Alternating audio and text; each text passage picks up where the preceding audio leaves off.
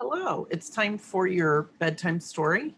Um, I was going to go home to record, but I rode my scooter today and it started raining really hard just now. So I'm going to record. I'm going to try to sneak one recording in and then record the rest of them at my house. Hopefully, the rain will stop quick enough for me to get home on my scooter without having needles of rain in my face on the way home. So, we stopped off um, as they were having some problems with their oxen drinking bad water, um, which was really a problem when you were traveling westward to California. There were a lot of hot springs, and the water had lots of was kind of alkali and was not good for the animals to be drinking. Usually, most animals know, they can kind of tell if water's bad. They have pretty good judgment and they kind of can sniff it. And if it smells funky, they won't drink it. But I guess the oxen were so thirsty and there was no other water around. So they drank it. All right. We stopped off at Virginia's about to lose her pony. Remember, they're going to trade off her pony, and she's really upset about that. But Pa, I like him. He was my present from you, Virginia protested. From then on, she watched her pony anxiously. There was no use trying to pretend it wasn't so. Billy couldn't stand the long trip still ahead of them. The poor little fellow was giving out. Tears were in Virginia's eyes as she watched him. Through the opening in the back of the palace wagon, she could see him struggling along, doing his best to keep up. The oxen, slow as they were, moved too fast for him. Your pony's just about done for, the Breen boys observed at the next camping ground. Edward, with his broken leg, was inside the wagon. The rest of them gathered around Virginia. Was it to sympathize with her or to tease her? She felt suddenly that she was disliked by everyone. You'll have to give that pony of yours a rest if you don't want to kill him, Lem Murphy remarked. I heard her pa say that she couldn't ride him anymore, drawled Landrum. His sister Mary Murphy seemed almost pleased to hear this. She didn't say anything. She just smiled as if she might be thinking, those high-toned reeds are getting just what they deserve. Virginia, fighting back tears which she was too proud to shed in front of them, found comfort inside the palace wagon with Patty and her dolls. She was dressing the smallest one in a bit of white lawn that she had hemmed herself with a big ribbon crossed in front for a sash. How alike they were, Patty and her doll, both with the same serene expressions on their round faces. Virginia was the stormy one, but it did her no good to sob and protest that it wasn't fair. Who could have predicted that their beautiful adventure would turn out like this? I should have known better than to take Billy. Mrs. Reed put her hand gently on Virginia's shoulder. Remember what you told me when your grandmother died? Be glad she had a little part of our adventure. But Billy isn't going to die. I won't let him. Virginia knew now what she had to do. You can sell Billy if you can get anything for him at Fort Bridger, she finally told her father. I'd rather sell him than watch him die. So this is a picture of Patty and Virginia, and they are kind of dressing dolls, and it's taking her mind off of her troubles with her pony. The fort, when they finally reached it, turned out to be nothing but a pair of double log cabins with a horse corral between them.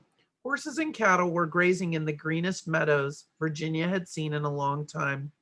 The new fort Jim Bridger had built turned out to be badly located, so he and his partner, Luis Vasquez, had moved back to the old one. They said they hoped it would become an Indian trading post and a stopping off place for wagons on their way to California by Hastings' new route. It's the shortest and best way, the Donner brothers were told. Later, around the campfire in the grassy bottomlands, a half a mile below the fort, there was talk that Bridger and his partner Vasquez had their own selfish reasons for praising Hastings and his new route. It was simply good business, since Greenwood's cutoff missed Fort Bridger by nearly 100 miles. Nobody took the old road until Hastings opened up his new cutoff. Bridger admits he wants business and will get it any way he can, the immigrants were warned. So that's not very cool, because this shortcut that Lansford Hastings had told them about was not really approved shortcut. No one had really used it. In fact, even Hastings himself had not really tried it out. So he wrote this book talking about a shortcut, published the book, and then after the book was published, he decided to go try the shortcut. So when he went to try the shortcut, he realized, oh, shoot, this is not a shortcut. It's a really bad trail. So what happened on the shortcut is there was no trail, right? The other way was called the Oregon Trail, and it had been used for a little while, and so it actually was kind of smooth, a little bit smoother. There was a recognized trail. So the shortcut ended up going through canyons and over mountains and through canyons. And so there was a lot of up and down, and there was no trail. So what they had to do is when they got to a high point, they had to lower their wagons off the sides of cliffs with ropes. And then when they got to low points, they had to chop down trees and fill up canyons so that they could go over them, because the canyons were too steep.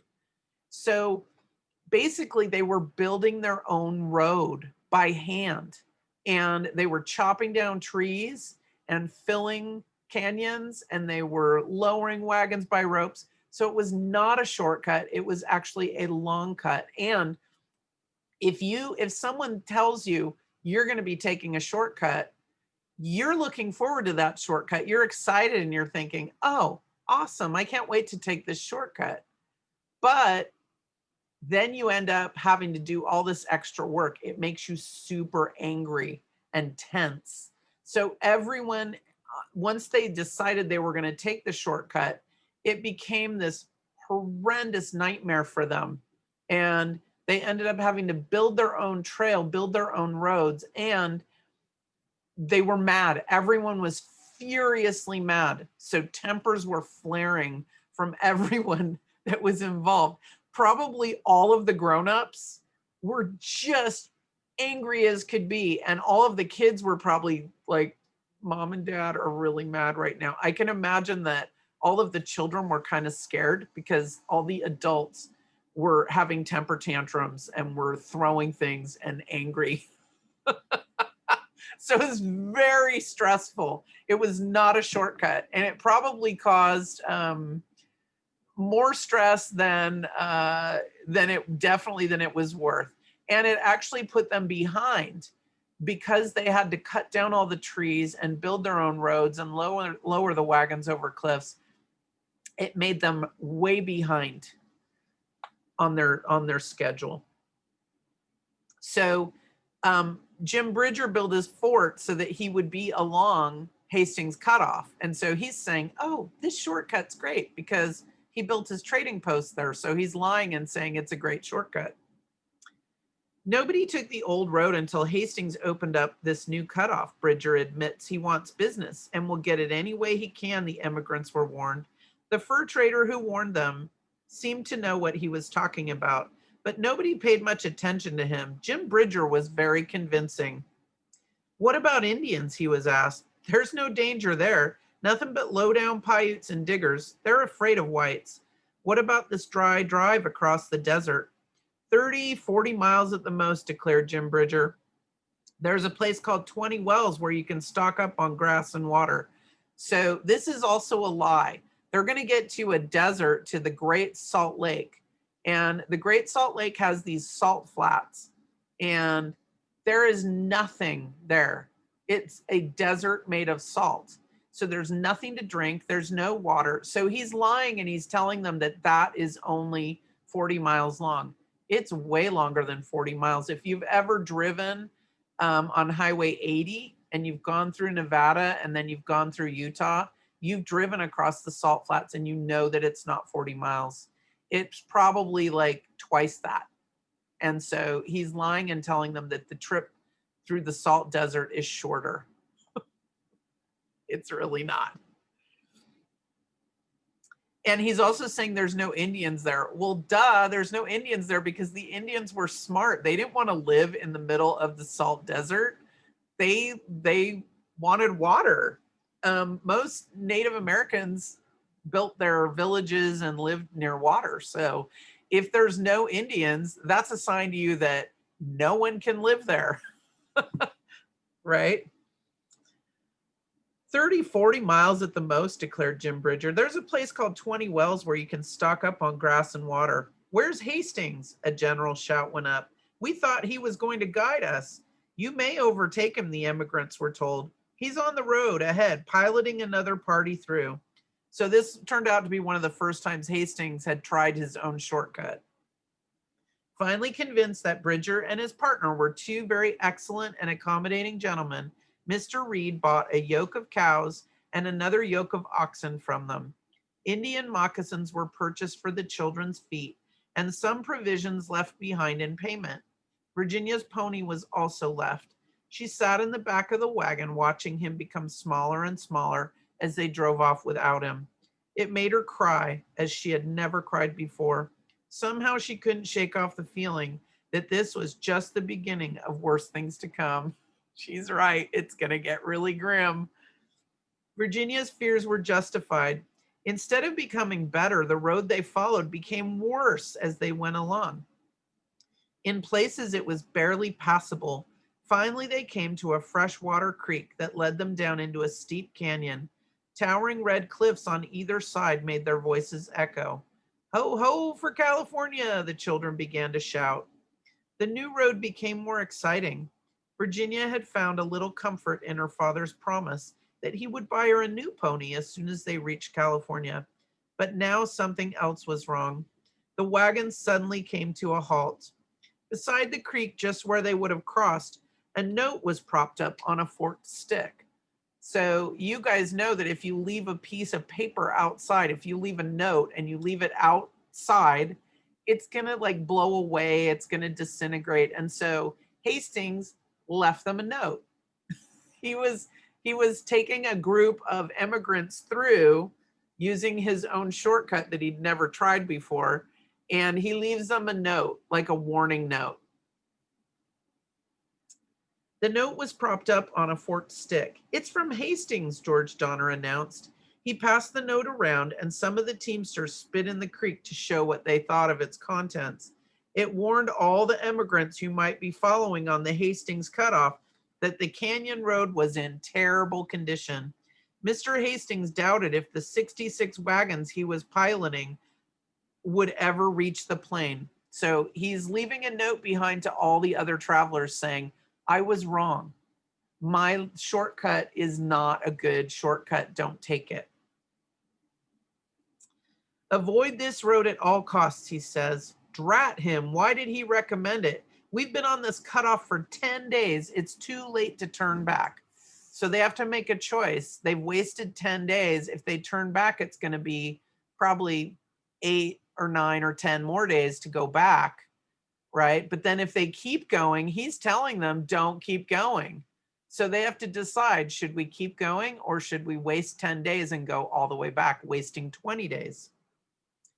Voices became louder. So everybody's going to start fighting because you have all of these people that are tense and angry and upset. And now they're going to have to decide. They're going to have a little vote. Do we go forward or do we go back?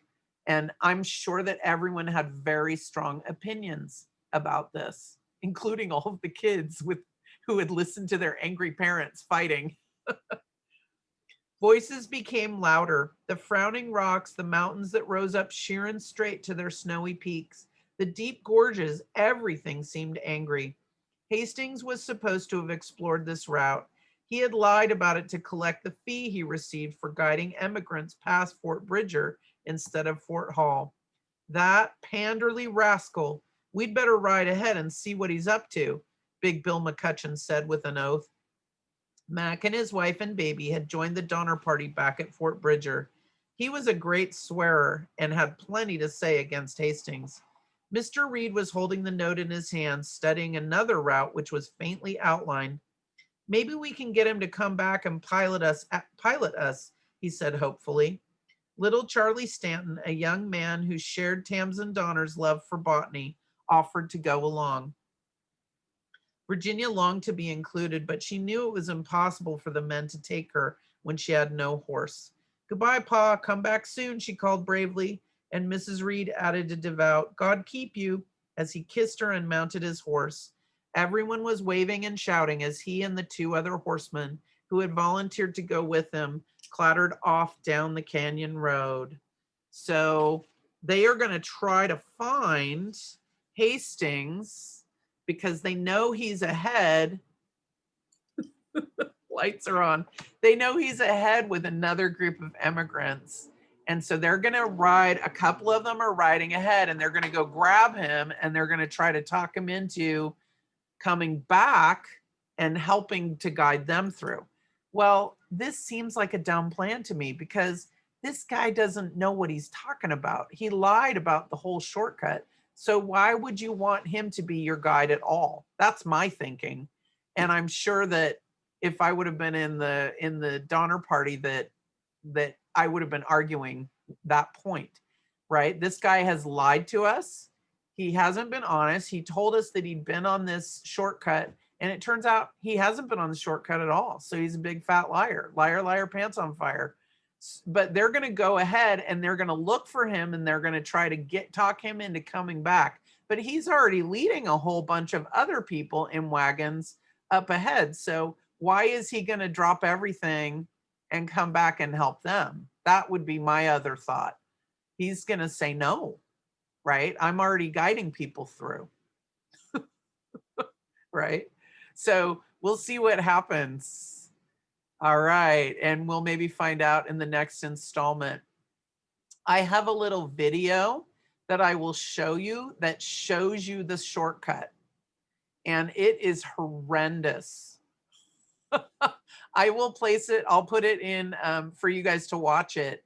It's a video where three people decided that they were gonna walk the shortcut, and three modern people, like they're like 20-year-olds, and they decide just because they like history that they're gonna try walking the shortcut and see what it's like. And it's a really awesome video because it shows you how awful the shortcut was. And all three of them are miserable. And they don't even have wagons. They're just three people with backpacks, and they have lots of water. And they film themselves walking across the shortcut, and it looks terrible. It's a great video because it makes you realize how awful the shortcut was. So I will put that on the videos for you to watch, because it's interesting to see how people traveled and where they traveled through and how difficult the travel was. All right. Thanks for watching the bedtime story. It's starting to get more exciting and more problems. There's going to be a lot more problems ahead. Dun, dun, dun. This is the beginning. Virginia's right. It's the beginning of all their problems. All right. I will see you in the next reading.